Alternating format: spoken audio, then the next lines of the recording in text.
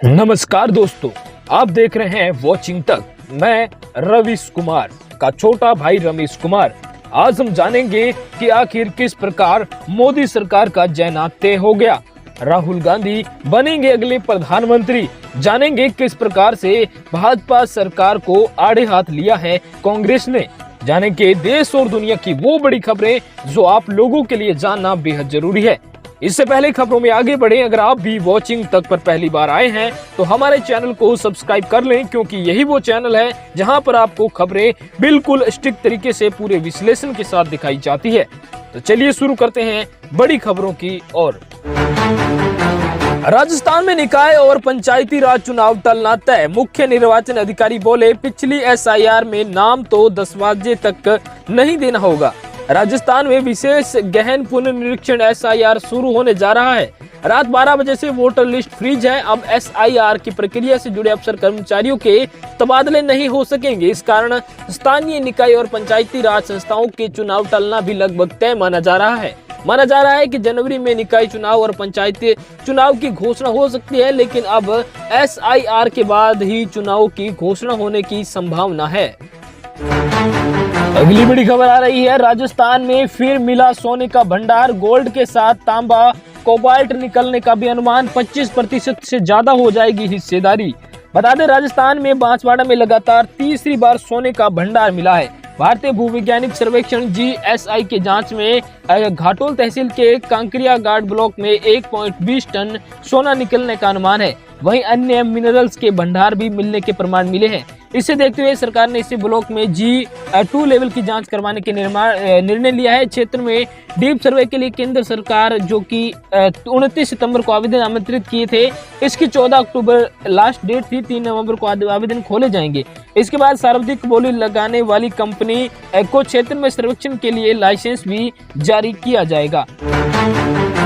अगली बड़ी खबर आ रही है, ऑस्ट्रिया अमेरिका समेत दुनिया भर में छठ पूजा। दिल्ली में 1300, मुंबई में 83 घाटों पर पूजा। भोपाल में छठी मैया के मंदिर का भी लोकार्पण। बता दें, दुनिया में छठ का महापर्व मनाया जा रहा है। खरना के साथ ही व्रतियों के 36 घंटों का निर्जला उपवास शुरू हो चुका है। छठ महापर्व के तीसरे दिन यानी सोमवार शाम को दिल्ली, मुंबई समेत देश के कई शहरों में डूबते सूर्य को अर्घ्य दिया गया। वहीं ऑस्ट्रिया, अमेरिका, कनाडा, ब्रिटेन समेत दुनिया भर के कई देशों में भारतीय व्रतियों ने छठ पर सूर्य को अर्घ्य दिया। Fiji, Suriname, Mauritius, Trinidad Tobago में भी बड़ी संख्या में भारतीय आबादी रहती है। यहाँ भी छठ पूजा का आयोजन किया गया। अगली बड़ी खबर आ रही है मौसम को लेकर। बता दें कि आज 23 जिलों में बरसात का अलर्ट जारी किया गया है। बता दें कि राजस्थान में मौसम में बड़ा फेरबदल बता रहा है कि अरब सागर और बंगाल की खाड़ी में आई चक्रवात के कारण राजस्थान में बारिश हो रही है। मंगलवार को भी 23 जिलों में बारिश का अलर्ट है। सोमवार को जयपुर, उदयपुर सहित कई जिलों में बरसात हुई। उदयपुर में 100 में पहली बार अक्टूबर अंत में 9 mm से ज्यादा बरसात हुई। राजधानी में सोमवार दोपहर बाद शुरू हुआ हल्की बारिश का दौर रात भर जारी रहा। वहीं बूंदी के नैनवा में करीब 4 इंच बरसात हुई। लगातार बरसात के कारण दिन का तापमान 8 डिग्री तक गिर गया। इस कारण सर्दी का भी एहसास नजर आ रहा है। अगली खबर आ रही है, जरा हटकर खबर है, आसमान में खेला जाएगा फुटबॉल मैच। वहीं आपको बता दें कि संसद में एक मंत्री के 83 बच्चे काम करेंगे। बता दें, अल्बानिया की AI मंत्री जल्द ही 83 बच्चों को जन्म देगी। सभी बच्चे संसद में काम करेंगे। वही दुनिया के सबसे बड़े फुटबॉल लीग फीफा का मैच आसमान में खेला जाएगा। अगली बड़ी खबर आ रही है, डिजिटल अरेस्ट के सुप्रीम कोर्ट का CBI जांच पर विचार। कहा, ये इंटरनेशनल क्राइम इंटरपोल UN की मदद ले राज्यों से FIR की जानकारी भी मांगी। सुप्रीम कोर्ट ने कहा है कि वह देश भर में बढ़ रहे डिजिटल अरेस्ट के मामलों की जांच केंद्रीय जांच ब्यूरो CBI को देने पर विचार कर रहा है। अदालत ने कहा है कि पूरा मामला CBI को सौंपने से पहले राज्य सरकार को पक्ष सुनेगी। अगली सुनवाई 3 नवंबर को होगी। वहीं जस्टिस सूर्यकांत और जस्टिस जय माल्या बागीची के बीच ने सभी राज्यों और केंद्र शासित प्रदेशों की नोटिस जारी कर कहा कि वह अपने अपने इलाकों में दर्ज डिजिटल अरेस्ट से जुड़ी FIR की जानकारी 3 नवंबर तक दे। सरकार की ओर से पेश सॉलिसिटर जनरल तुषार मेहता ने कोर्ट को बताया कि इस तरह के कई साइबर अपराध म्यांमार और थाईलैंड जैसे देशों से चल रहे हैं, जहां से अपराधी भारतीयों को टारगेट करता है। मेहता ने कहा है, कुछ लोगों को विदेश में नौकरी का लालच देकर ले जाया जाता है और वहां उनसे ऑनलाइन ठगी करवाकर पैसे कमाए जाते हैं। इन इलाकों को स्कैम कंपाउंड कहा जाता है, जहां लोग मानव दासों की तरह काम करने को मजबूर हो जाते हैं। अगली बड़ी खबर आ रही है, ट्रंप ने जापान की नई प्रधानमंत्री तकाइची से मुलाकात की। वहीं ट्रेड और सिक्योरिटी पर बातचीत हुई। ट्रंप को नोबेल के लिए नॉमिनेट करेगा जापान। बता दें, अमेरिकी राष्ट्रपति डोनाल्ड ट्रंप ने मंगलवार को जापान की नई प्रधानमंत्री सानी तकाइची से टोक्यो के ओसाका पैलेस मुलाकात की। इसी दौरान ट्रंप ने जापान को अमेरिका का सबसे बड़ा मजबूत सहयोगी बताया। साथ ही जापान की हर संभव मदद का भी बड़ा ऐलान किया। तकाइची हाल ही में जापान की पहली प्रधानमंत्री बनी है, वो भी महिला प्रधानमंत्री। वहीं दोनों के बीच बैठक में ट्रेड और सिक्योरिटी के मुद्दे पर बात हुई। तकाइची ने घोषणा की कि जापान अमेरिका की 250वीं वर्षगांठ के मौके पर अगले साल 250 चेरी के पेड़ भेंट करेगा। साथ ही ट्रंप को अगले साल नोबेल पीस प्राइज के लिए भी नॉमिनेट भी करेगा। ट्रंप सोमवार को जापान पहुंचे थे, जहां उन्होंने सम्राट नारुहितो से मुलाकात की। ट्रंप आज दोपहर तकाइची के साथ योकोसुका नौसैनिक अड्डे का दौरा करेंगे। यही अमेरिकी विमानवाहक पोत USS जॉर्ज वाशिंगटन तैनात है। अगली बड़ी खबर आ रही है, तुर्की में 6.1 तीव्रता का भूकंप। इस्तांबुल समेत कई इलाकों में झटके महसूस किए गए। तुर्की के पश्चिमी इलाके बालिकेसिर प्रांत के सिंदरगिली जिले में सोमवार रात 6.1 तीव्रता का भूकंप आया। ये जानकारी देश की आपदा और आपात प्रबंधन एजेंसी FAD ने दी है। भूकंप के स्थानीय समय अनुसार रात 10:48 बजे 19:48 GMT आया और इसकी गहराई करीब 6 किलोमीटर बताई गई। इस्तांबुल समेत पास के कई प्रांतों में भूकंप के झटके महसूस किए। T20 वर्ल्ड कप की ड्रेस रिहर्सल है ऑस्ट्रेलिया सीरीज। यहीं से ICC टूर्नामेंट के लिए फ्लाइंग 11 तैयार होगी। प्रेशर सिचुएशन की आदत भी पड़ेगी। वनडे सीरीज हार के बाद टीम इंडिया 29 अक्टूबर से ऑस्ट्रेलिया में 5 मैचों की T20 सीरीज खेलेगी, जहां टीम के पास हिसाब बराबर करने का मौका तो रहेगा। इसके साथ ही T20 वर्ल्ड कप के लिए टीम परखने का चांस भी रहेगा। बता दें, ऑस्ट्रेलिया हमेशा ही दुनिया की टॉप 3 टीमों में शामिल रही। उनके खिलाफ उन्हीं के मैदान में खेलना क्रिकेट के सबसे मुश्किल अनुभव में से एक है। ऑस्ट्रेलिया के दर्शक और प्लेयर्स विपक्षी टीम के खिलाड़ियों को हमेशा चैलेंज करते हैं। वहीं ऑस्ट्रेलिया के खिलाफ परफॉर्म करने वाले प्लेयर्स कभी किसी भी तरह की प्रेशर सिचुएशन में भी परफॉर्म करने के लिए तैयार हो जाते हैं। अगली बड़ी खबर आ रही है, चक्रवात मोंथा तूफान में बदला।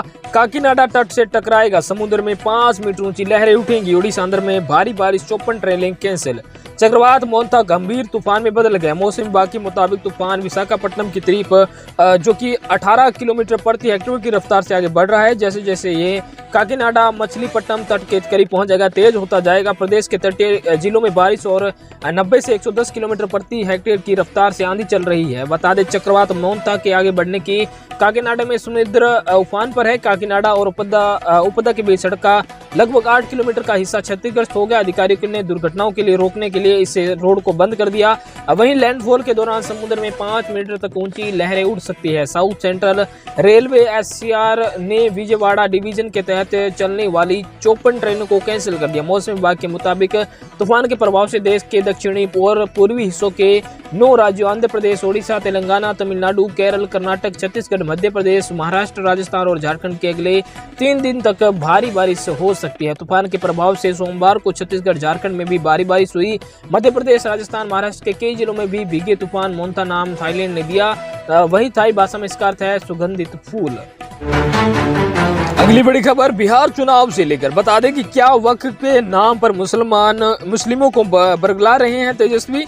केंद्र का कानून पलटना मुमकिन नहीं है, फिर कूड़ेदान में फेंकने की बात क्यों कर रहे हैं। चलिए बताते हैं कि महागठबंधन के CM फेज तेजस्वी यादव ने ऐलान किया है कि उनकी सरकार बनी तो वो वक्फ के संशोधन कानून को कूड़ेदान में फेंक देंगे। इस पर बीजेपी ने पलटवार किया। डिप्टी CM विजय सिन्हा ने कहा, तेजस्वी नाम जो कि नमाजवादी है, कोई मुख्यमंत्री केंद्र के कानून को कैसे रद्द कर सकता है। क्या वाकई में तेजस्वी का वक्फ को लेकर कुछ कर सकते हैं? अगर नहीं तो फिर इसे कूड़ेदान में फेंकने की बात क्यों कर रहे हैं? आप भी कमेंट करके जरूर बताएं। बता दें दोस्तों, बिहार चुनाव को लेकर तमाम बड़ी खबरें आप हमारे चैनल पर देख सकते हैं, तो हमारे चैनल को सब्सक्राइब जरूर करें। बाकी आप कमेंट करके जरूर बताइए कि आप लोग कहां से देख रहे हैं। अगली बड़ी खबर है, क्या RJD का किला जीत पाएंगे बाहुबली हुलास पांडे। ब्रह्मपुर में 30% यादव मुस्लिम वोटर, लोग बोले विधायक को देखा तक नहीं। बता दें, तारीख 1 जून 2012 थी, वक्त सुबह के 4 बजे थे। रणवीर सेना बनाने वाले ब्रह्मेश्वर मुखिया अपने गांव का खोपीड़ा में रोज की तरह टहलने निकले थे। तभी 4-5 लोग बाइक से निकले और ब्रह्मेश्वर मुखिया को 9 गोलियां मारी। बिहार की पुलिस जांच में CBI के पास पहुंची तो चार्जशीट में 2 लोगों के नाम आए। उस वक्त JDU से विधायक रहे सुनील पांडे और उनके भाई MLC हुलास पांडे। 13 साल बीत गए, रणवीर सेना खत्म हो गई है। हुलास पांडे आरोपों से बरी होकर पॉलिटिक्स में आगे बढ़ते गए। वहीं अभी चिराग पासवान की पार्टी LJPR में है वही उनसे करीबी है वही, और इस बार बक्सर जिले की ब्रह्मपुर सीट से चुनाव लड़ रहे हैं। 2 बार से विधायक आरजेडी के शंभुनाथ यादव से मुकाबला है। इस सीट पर पहले फेज में 6 नवंबर को वोटिंग होनी है। 2020 में भी शंभुनाथ और यादव और हुलास पांडे आमने सामने थे। तब शंभुनाथ ने हुलास पांडे को 51-141 वोट से हराया था। वहीं इस बार क्या है माहौल और सियासी समीकरण, आप लोग भी हमारे इस चैनल के माध्यम से जान सकते हैं। बाकी चैनल को सब्सक्राइब करके जरूर रखें।